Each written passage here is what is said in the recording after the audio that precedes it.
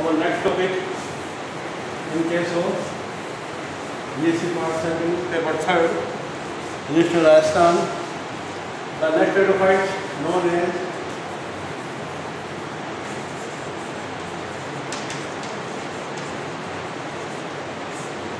इक्विजिटम।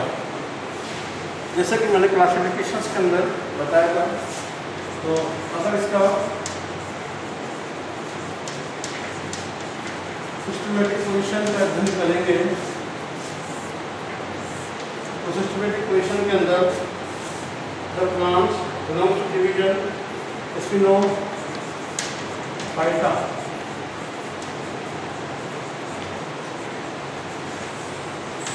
जो प्लांट है उसका डिवीजन स्पिनोफाइटा है। Class Calamopsida, class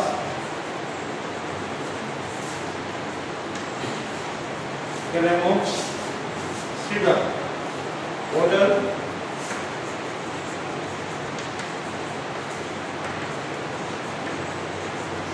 इक्विजिटस। फैमिली इक्विजिटेनी।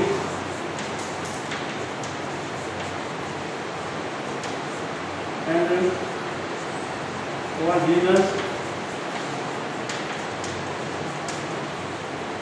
इक्विजिटम। तो आप देखोगे ये सिस्टमेटिक पोजीशन है, तो सिस्टमेटिक पोजीशन जिसके अंदर डिवीजन स्पिनोफाइटा। ओनली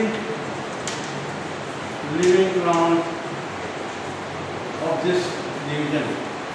ये इक्विजिटम इस डिवीजन का सिर्फ अकेला लिविंग प्लांट है।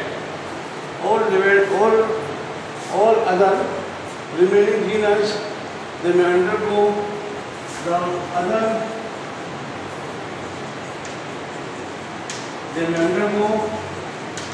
fossilized। बाकी सारे के सारे क्या है, फॉसिलाइज्ड हो गए हैं, यानी कि ये जीवाश्म के रूप में कन्वर्ट हो गए हैं। Now afterward of this, the next habitat और occurrence and distribution। अगला जो है occurrence and distribution of इक्विजिटम। इक्विजिटम के बारे में अगला है इक्विजिटम कहाँ कहाँ पाया जाता है और वर्ल्ड के अंदर, इंडिया के अंदर इसका क्या डिस्ट्रीब्यूशन है और कौन कौन सी स्पीसीज इसकी पाई जाती है। The common name of this plant is either horsetail और स्क्वायरिंग रशेस। मैं दो चीज़ यहाँ पर क्लियर करना चाहता हूँ। इस इक्विजिटम का सामान्य नाम घोड़े की पूंछ और you can say horse tail. Latin के अंदर, जो लैटिन भाषा के अंदर इक्वस मीन्स हॉर्स और एसिटिवम मीन्स टेल। तो इस लैटिन भाषा की शब्दावली के लिए मानते हुए इसे हॉर्स टेल के नाम से जाना जाता है। और ये ऐसा लंबा पूंछ की जैसी संरचना क्लिस्टोबिलस होता है, बड़ा सारा होता है, बाकी सी पत्ती होती है। तो अगर देखोगे आप पूरी जो ब्रांच होती है वो एक घोड़े की पूंछ जैसे दिखाई देती है। दूसरा स्क्वायरिंग रशेस। इसकी जो प्लांट्स के ऊपर सिलिका पार्टिकल, इसके जितने भी आउटरमोस्ट एपिडर्मल पार्ट है,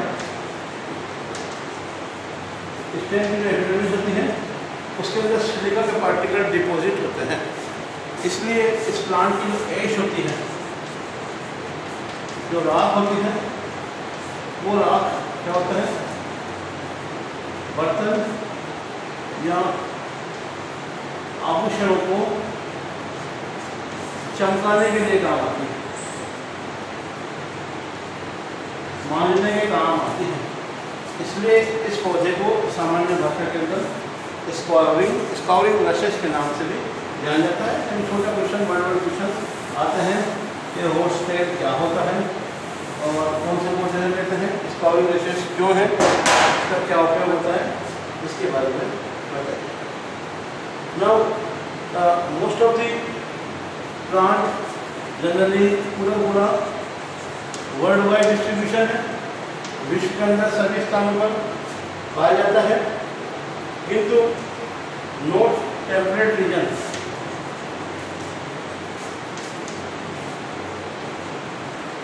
नॉर्थ टेम्परेट रीजन के अंदर इसकी प्रजातियाँ बहुत आए हुए पाई जाती है।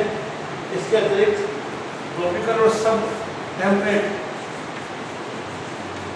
ट्रॉपिकल और विश्व की सब टेम्परेट रीजन के अंदर भी ये लेस स्पीसीज देखने को मिलती हैं। Out of this in India, Bharat के अंदर वेरियस स्पीसीज, नेमली भारत के अंदर बहुत सी प्रजातियां जिनका नामकरण निम्नानुसार है। इक्विडिटम,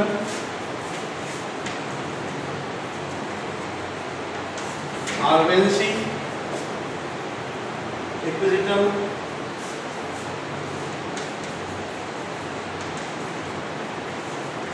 डेबाई, इक्विडिटम,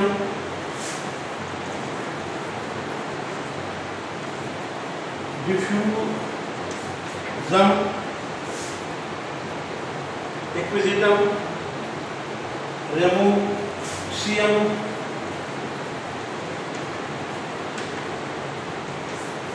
एंड इक्विजिटम मैक्सिमम।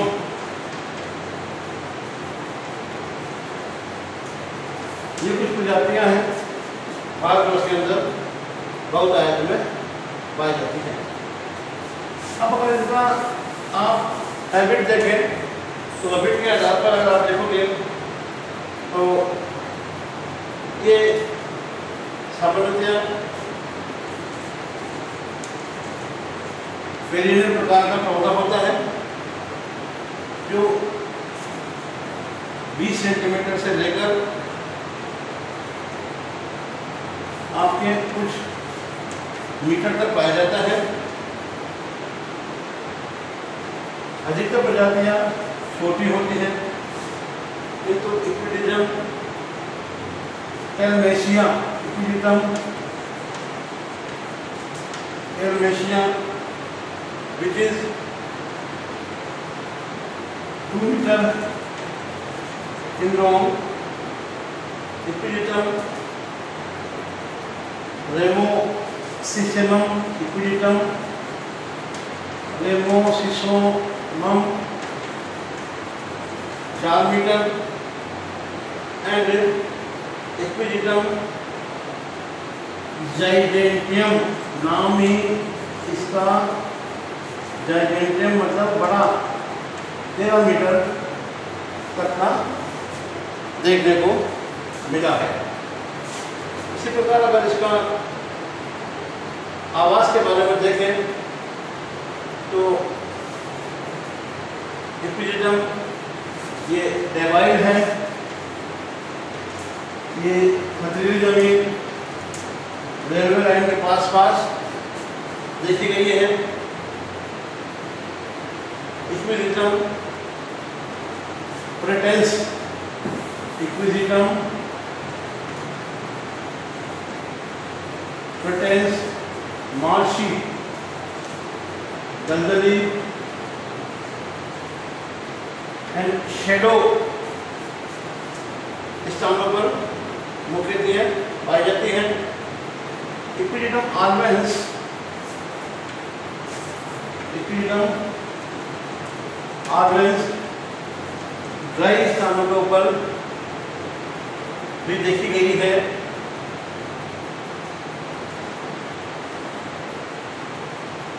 जो कि ओपन स्पेसेस के अंदर भी आपको देखने को मिल सकती है। Now afterward of this distribution के पश्चात, तो next this is complete. Now the next is in other